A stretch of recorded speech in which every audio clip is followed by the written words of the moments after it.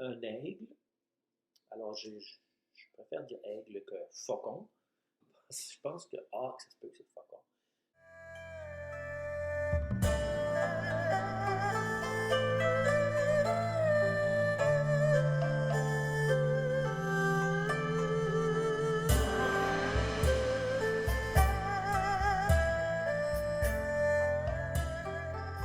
Bonjour à tous, Hop City Chess. Aujourd'hui, nous allons nous poser de sérieuses questions.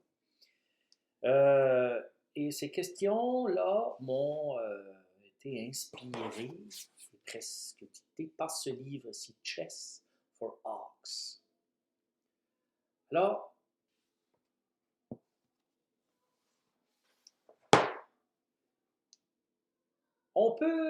l'auteur du livre,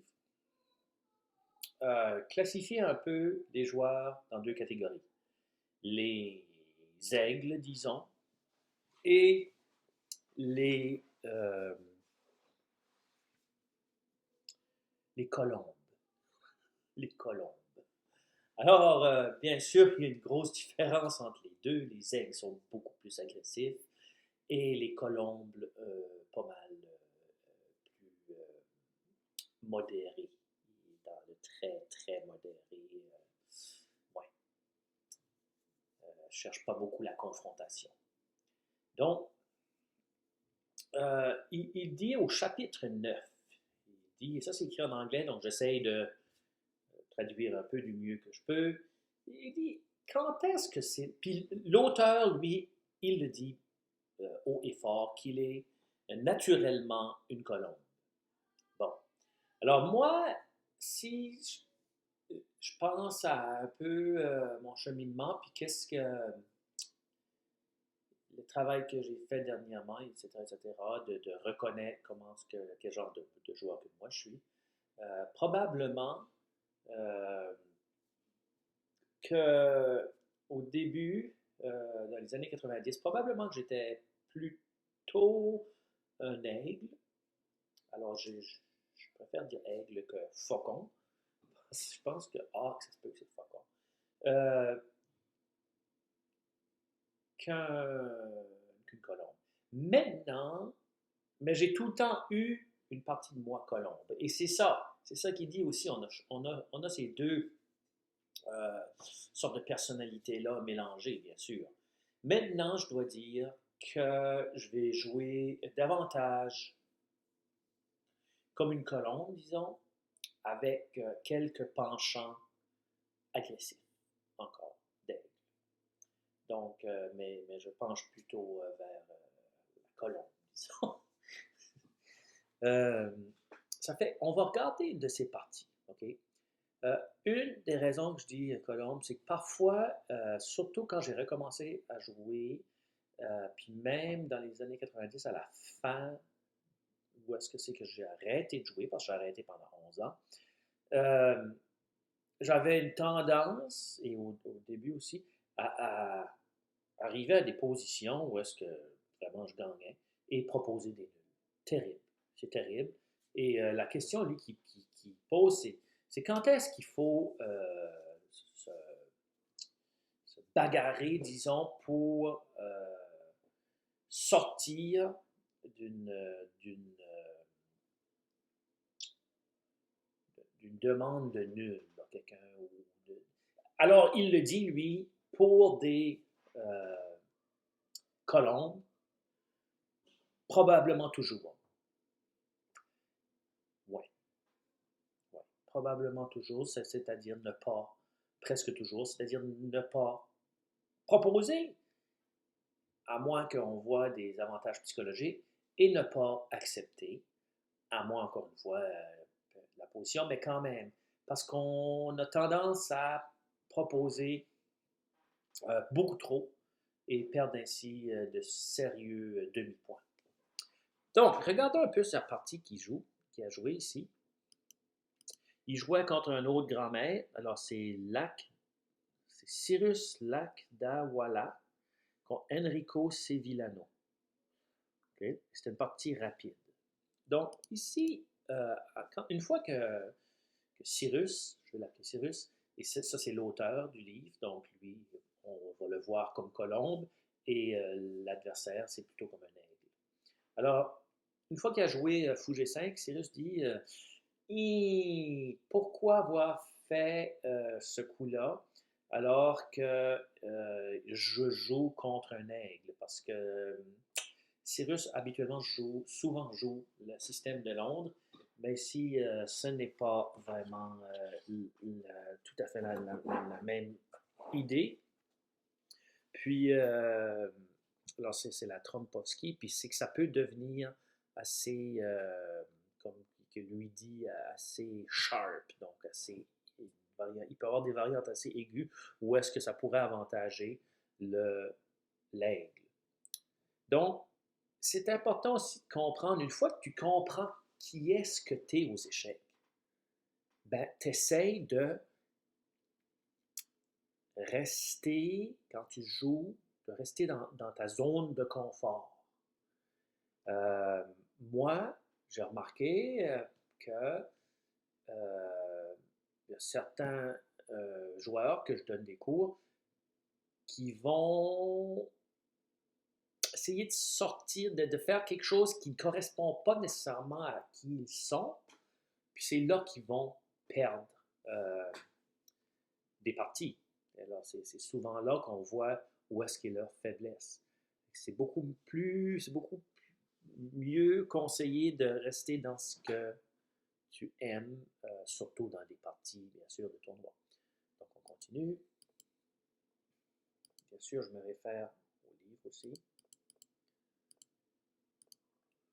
OK. Et là, on tombe dans quelque chose qui ressemble vraiment beaucoup, pour moi, au système de Londres. OK? Donc, fou Détroit. Puis là, lui, il dit, puis il dit que la raison qu'il pense que l'aigle n'a pas été dans une variante plus aiguë, sharp, c'est que probablement qu'il pensait que les Blancs connaissaient la suite. Mais il dit que c'était pas ça le cas. Donc, il joue fou Détroit, puis là, il dit, c'est drôle, j'ai joué la Trompowski, qui était assez variante plutôt agressive, disons. Puis là, je reviens finalement à mes petites ouvertures plates en jouant fou Détroit. Donc, c'est ça, c'est une variante qui, bien sûr, on voit que le triangle là, slave, là, ici, qui est assez solide. Et en plus, il y a les blancs. Donc, ouais. Ici, il dit que G5, bien sûr, serait prématuré. Ça serait joué trop rapidement, comme dans cette variante-ci. Et si les noirs jouent capture, disons, ils tombent derrière en développement. Alors, ces joueurs-là sont vraiment forts. Tu comme H3, cavalier 4, et c'est ça. Et là, ça continuerait. Comme moi, je, vraiment, j'aurais pas pu penser à ça. Mais c'est beau à voir quand même, là, qu'il a évalué la position, puis il savait que c'était pas fameux. Puis ici, le fou va H3 pour protéger le pion. Hein. Si le fou recule, le pion se fait capturer. Okay? Puis là, les blancs sont mieux. Et ça, je comprends ça, moi. Ah, ok. Ça fait. C'est ça. G5 aurait été trop rapide. Intéressant. Très intéressant.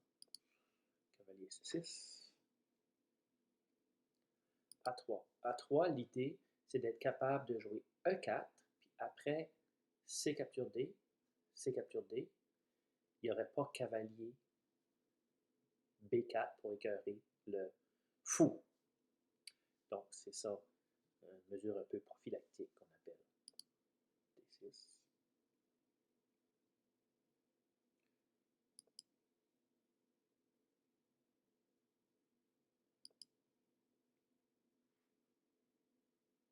Bien sûr, il y a d'autres coups possibles. Ici, G5. Bon, là, il dit fondamentalement, c'était difficile pour les Noirs qui sont un aigle de ne pas jouer ce coup-là. Cyrus dit que le petit roc aurait été ban acceptable, puis aurait pu continuer la partie. Ça commet beaucoup. Et moi, maintenant, quand je vois ce genre de coup-là jouer, ça me donne beaucoup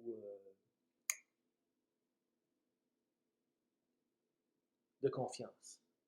Puis ici, c'est que Cyrus, c'est sûr, est très fort. Donc, il a vu qu'après G4, il peut jouer cavalier H4.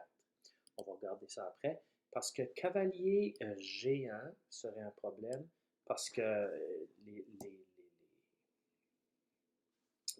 Noirs gagneraient donc du matériel après ici, disons, et là.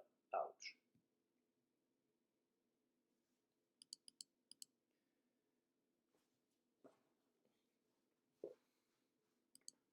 Donc, cavalier H4. Bon, ça c'est intéressant. Là, il arrête une seconde, puis il dit, qu'est-ce qui se passe tout de suite avec la position? Bon. Il dit que le cavalier H4 serait vulnérable si les Noirs pourraient jouer cavalier FD7. Ben, le problème, c'est que cavalier FD7, c'est que les Blancs peuvent capturer ce pion-là, puis protéger en même temps le cavalier. Donc, ça, c'est pas un problème. Fait que c'est un problème pour les Noirs d'une façon. Puis après, il dit, l'autre, ça c'est un problème pour les Noirs, bien sûr. Puis, si que les Noirs jouent ça, il y a H3 ici, qui est aussi un bon coup, qui ouvre et qui permet au cavalier de revenir en sécurité à nouveau. Donc, on dirait que le cavalier est vulnérable ici, mais c'est presque une illusion d'optique.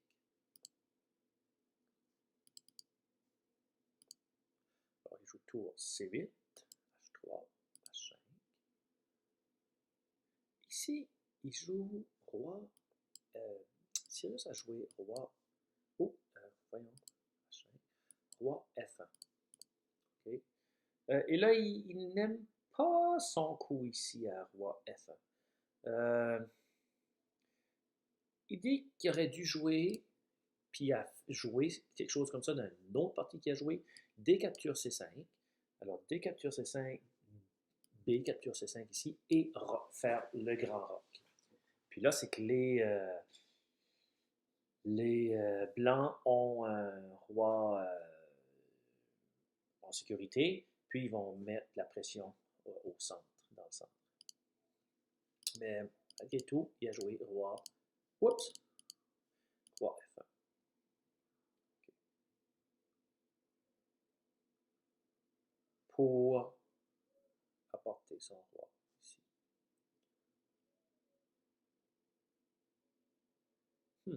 Manœuvre quand même, c'est des bons joueurs. Deux grands maîtres. Cavalier, ok. Alors ça c'est intéressant. Cavalier B8. Alors là, tu t'aperçois que les Noirs sont un peu frustrés. Puis ils replacent le cavalier à D7. 4. Prends. Tour joue là. G8. Prends. Et D5. Bon, là. Je veux dire, il fallait s'attendre que ça arrive. Le roi est encore au centre, le roi noir, donc les blancs, bien sûr, veulent ouvrir le centre. Il n'y a rien de plus naturel que ça. Donc, l'adversaire a joué le meilleur coup ici. Il aurait pu... Oh, excusez. S'il avait pris là, ce qui se passe, c'est que le cavalier vient à F5, et là, ça va être très difficile. Lui, Cyrus, dit que les Blancs gagnent ici. C'est sûr, lui, c'est un grand joueur, là. Mais c'est sûr qu'on voit, ça va être très difficile pour les Noirs de soutenir la pression et l'attaque des Blancs. S'il avait poussé le pion, E5 à la place, eh bien, cavalier F5, là, positionnellement, Là, ça se voit bien que les blancs ont un avantage assez significatif. Donc, et à jouer là, tour A, D1. Tour A, D1. Et ici, il dit, j'aurais dû garder ma paire de fous. J'aurais dû jouer fou B5 tout de suite, échec. Et il fallait que je garde ma paire de fous. Quelque chose comme ça. Okay. Parce que les noirs ici essayent de survivre. Mais il a joué là. Puis, étrangement, les noirs n'ont pas accepté de prendre, il aurait dû prendre le fou tout de suite. Alors, les blancs, finalement, ont joué fou, B5 quand même. Et il s'en est sorti, il est sorti fou. Mais ça qui est triste ici, c'est que les blancs, dans une position quand même, ont accepté la nulle.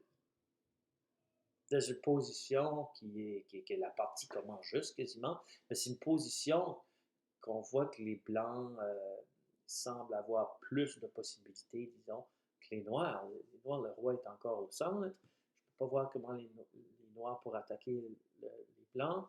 La colonne ici. Donc, Cyrus dit que, OK, il faut bien qu'il se trouve une excuse en quelque part. Il dit, ouais, puis je comprends ça. Les horloges étaient pas mal, le temps était pas mal épuisé, puis, mais il n'avait eu assez. Mais il dit que finalement, quand tu gardes, les blancs ont un bel avantage ici, après, disons, après A6, exemple, A6 ou C4. Ouf, wow, wow. Et je vois qu'est-ce qui se passe après cavalier capture, cavalier capture, E5, il y avait de la pression ici, E5 disons, cavalier arrive à F5, ouf, cavalier F6,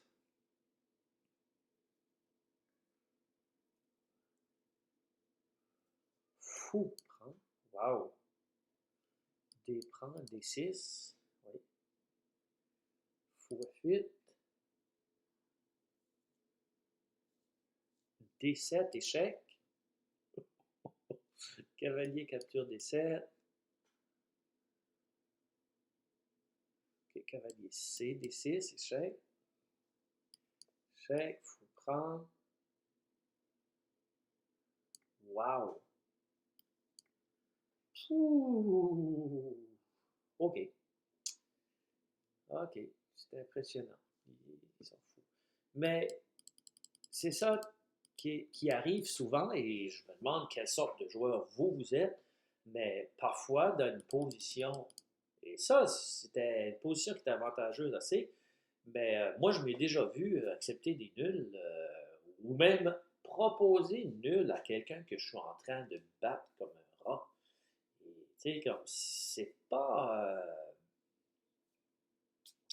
je sais pas, mais ça fait un bout que cette envie-là de proposer des nuls comme ça ne m'est pas venue. Mais c'est vrai que ça fait longtemps que je n'ai pas joué en tournoi face à face. Mais je sais que ce serait une grosse amélioration au niveau de ma compétitivité et des résultats des parties. Alors, j'espère que vous avez aimé ce petit bout de partie-là, mais je vous invite, par exemple, à regarder vos parties, à vraiment les analyser et peut-être m'en envoyer pour que je regarde avec vous, puis que de voir comme êtes-vous un aigle ou une colombe? Je pense qu'une colombe, c'est un dove. Peut-être que c'est pas ça. Mais c'est quelque chose qui ressemble à ça. À la prochaine. Hop, Chess.